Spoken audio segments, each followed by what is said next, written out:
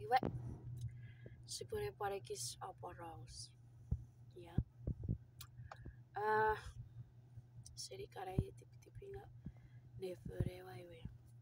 Opure kamar kis paro ya story.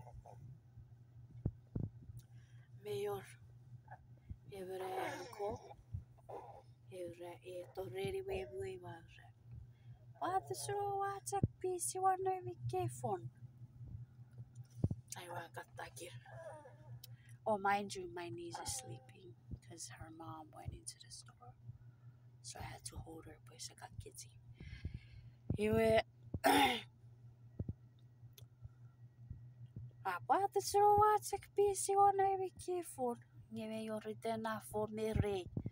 Ikere. Ewa karifaitan. Ite na phone. Ikere phone no ikere.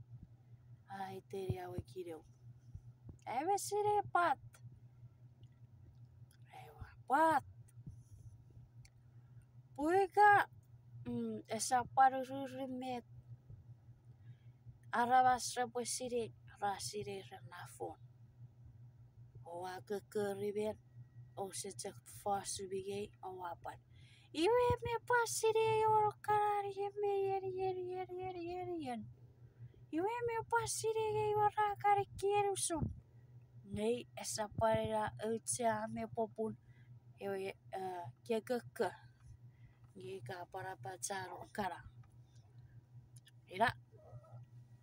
Parosin. Am na angkoy to akari